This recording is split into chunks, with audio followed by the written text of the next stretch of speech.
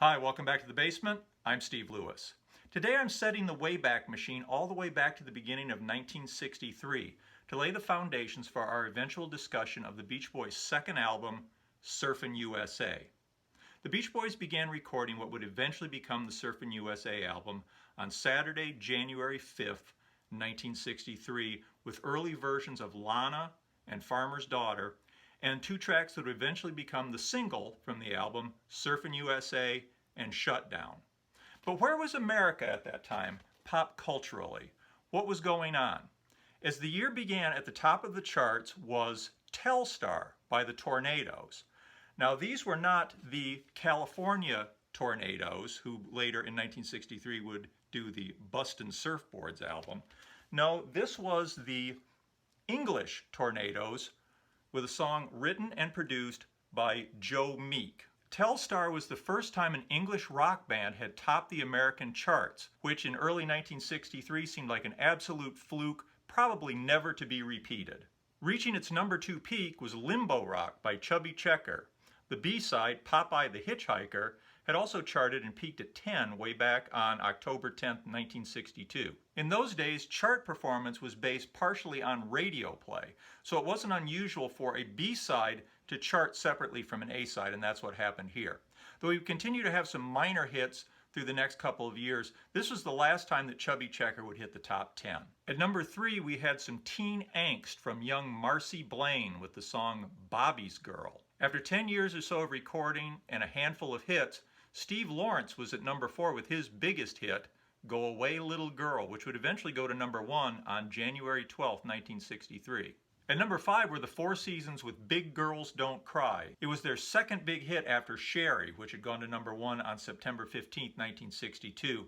Big Girls Don't Cry had also gone to number 1 on November 17, 1962. At number 6 was Return to Sender by Elvis Presley from his current movie, Girls, Girls, Girls. It had reached its peak of number 2 also on November 17, 1962, right behind Big Girls Don't Cry.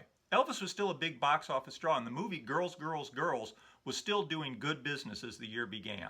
At number 7 was Ray Charles with You Are My Sunshine. We'll talk more about this later. And at number 8 was Release Me by Little Esther Phillips. Like You Are My Sunshine, Release Me features the kind of big, breathy female choruses, sentimental strings, and Floyd Kramer-esque piano touches that are such a hallmark of early 60s pop and R&B. At number 9 we had Zippity Doo-Dah by Bob B. Sox and the Blue Jeans. This was a Phil Spector produced girl group featuring Darlene Love. And at number 10, Hotel Happiness by Brooke Benton. After a long string of successful singles beginning in 1959, this would be Brooke Benton's last top 20 hit, until after 6 years off the top 40 chart, he would hit number 4 again in 1970 with Rainy Night in Georgia. Now before we talk about the hit albums of this period, let's talk about television and movies. Firmly at number 1 was a new show that had premiered in the fall of 1962 called The Beverly Hillbillies. At number 2 was Candid Camera with Alan Funt and Durward Kirby. The Red Skelton Show was number 3, and at number 4 was Bonanza, which was in its 3rd season. This was one of the first series to be broadcast in color, although in 1963 almost nobody had a color TV set yet. At number 5 was another new show from the fall of 1962, The Lucy Show. The Lucy-Desi Comedy Hour had ended, Lucy and Desi had divorced, and Lucy was back with a new show in which she portrayed a single mother. Old sidekick Vivian Vance was back as her next-door neighbor, Viv. At number 6 was The Andy Griffith Show. At number 7 was Ben Casey. This was part of a sort of mini-genre of shows featuring young, handsome, dedicated doctors. Another of these shows, Dr. Kildare, was doing well over on NBC too. He was rated number 11. Both shows were in their 2nd season. At number 8 was the long-running Danny Thomas Show, originally known as Make Room for Daddy. And at number 9 was the Dick Van Dyke Show, starring Dick Van Dyke, Rosemarie, Maury Amsterdam, Larry Matthews, and Mary Tyler Moore. This show set the standard for sophisticated, urbane sitcom humor and was really hitting its stride in its 2nd season. On February 6th, they would broadcast what is arguably their finest episode, the sci-fi themed It May Look Like a Walnut. Rounding out the top 10 was Gunsmoke, which had been running on CBS since 1955. In fact, apart from Bonanza on NBC and Ben Casey on ABC, all of the top 10 rated programs that year were on CBS. In other television news from those early months of 1963, on February 22, 1963, the nighttime animated series The Flintstones welcomed a daughter to the family named Pebbles, an event which got a lengthy article in that week's issue of TV Guide. Meanwhile, at the movies, a lot of late 1962 releases were still doing big box office, including Mutiny on the Bounty, starring Marlon Brando, a moving adaptation of Harper Lee's 1960 novel To Kill a Mockingbird, starring Gregory Peck as Atticus Finch. Gypsy, starring Natalie Wood, a musical comedy drama based loosely on the life of burlesque entertainer Gypsy Rose Lee. Jack Lemmon and Lee Remick in Blake Edwards' drama Days of Wine and Roses. And David Lean's highly anticipated 70mm epic Lawrence of Arabia, starring Peter O'Toole. Hit movies released early in 1963 included Disney's Son of Flubber, a sequel to 1961's The Absent-Minded Professor, starring Fred MacMurray. February 20th brought the release of the Cinerama big screen epic How the West Was Won, which had 3 directors and a huge all-star cast featuring James Stewart, Henry Fonda, John Wayne, and many, many others. Also in those early months of 1963, Alfred Hitchcock had been appearing in movie trailers, hinting that his new release, The Birds, would be even more suspenseful than his last 1960s Psycho. Posters urged patrons to see the picture from the beginning.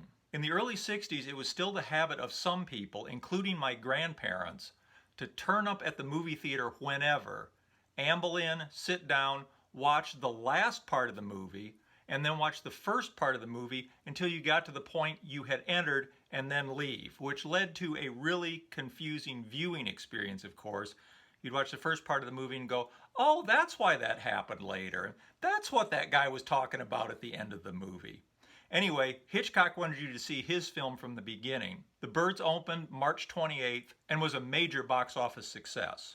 Released just a few days later, a different kind of bird was featured in the screen adaptation of the hit Broadway musical Bye Bye Birdie. It starred, among others, Janet Leigh and TV sensation Dick Van Dyke as Albert. It was a role he had originated on Broadway and which had led to his popular TV series. It also starred young sensation Anne Margaret and, as himself, Ed Sullivan.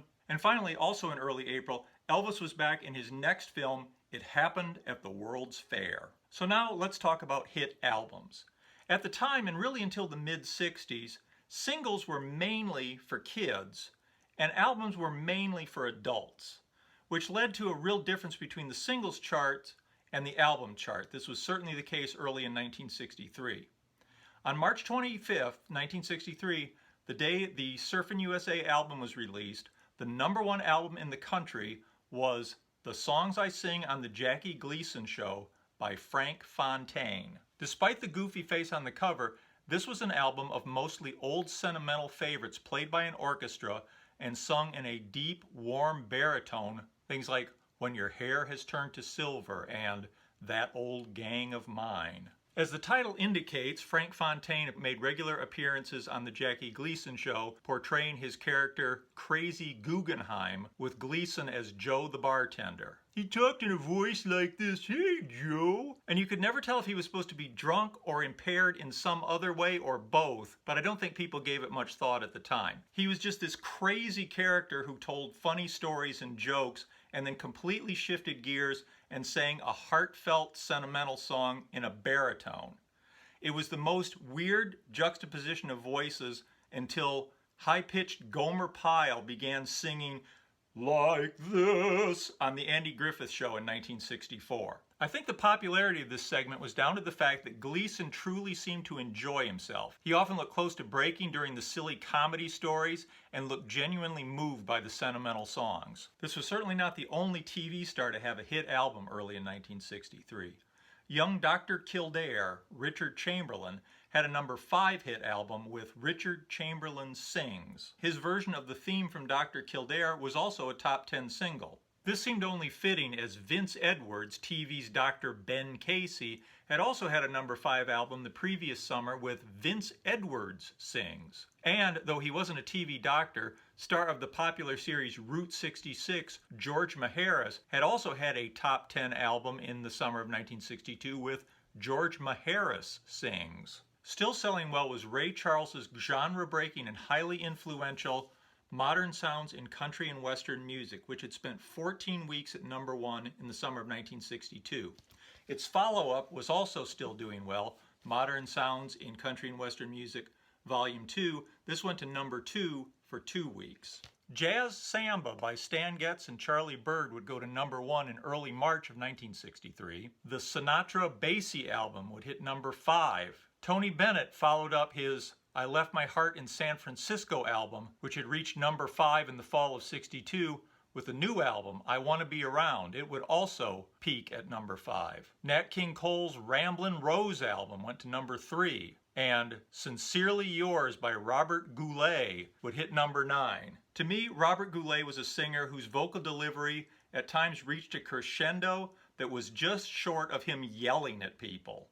Also popular was Peter Nero's Hail the Conquering Nero, which went to number 5. Andy Williams' Days of Wine and Roses was huge, became a number 1 album for 16 weeks, and was by far the biggest album of his career, spending 61 weeks in the top 40. The title track, of course, was a song from the popular Blake Edwards movie of the same name. Fly Me to the Moon and the Bossa Nova Pops was a hit album by famed arranger Joe Harnell early in 1963. Latin music, and in particular the Bossa Nova, was a hot fad early in 1963, with albums like Jealousy and Other Favorites in the Latin Flavor by Arthur Fiedler and the Boston Pops, which reached number 5. The Dave Brubeck Quartet's Bossa Nova USA album, which went to number 14. Enoch Light and the Light Brigade's Big Band Bossa Nova hit number 8. And came with a special instruction sheet enclosed showing how to dance the Bossa Nova. There was also a hit Big Band Bossa Nova album by Stan Getz, which was tasteful jazz on the prestigious Verve label. You could impress your friends with your good taste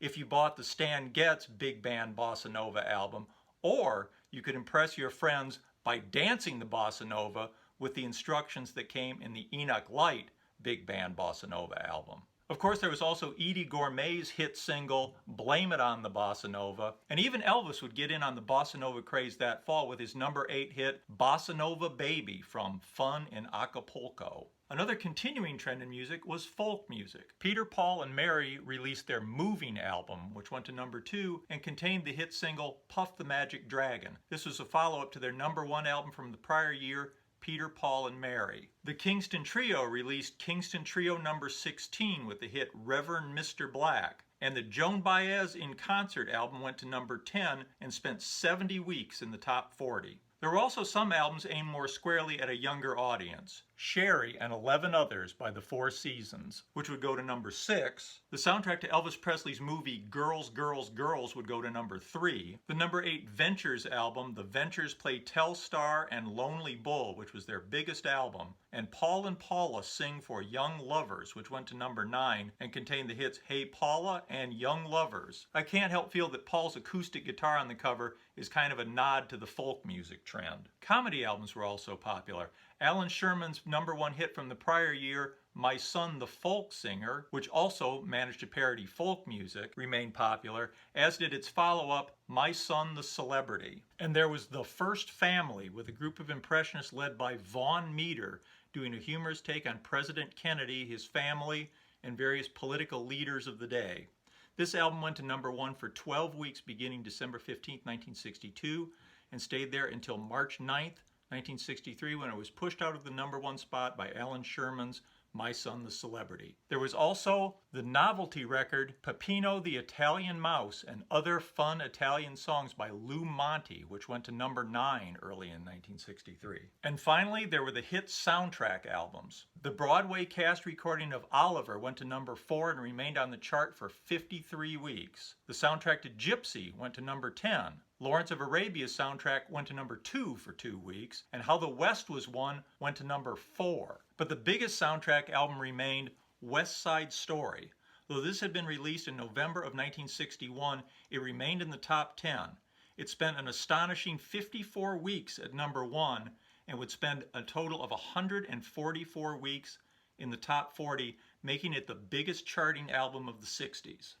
So that was the strange and potentially inhospitable world of pop culture into which the Beach Boys released their second album, Surfin USA, on March 25th, 1963. Next time we'll talk about this album in detail. Hope you enjoyed this background and context for the Surfin USA album. Looking forward to talking to you next time. Thanks, please like and subscribe, and I would love to hear your comments as always. Have a good week. Bye.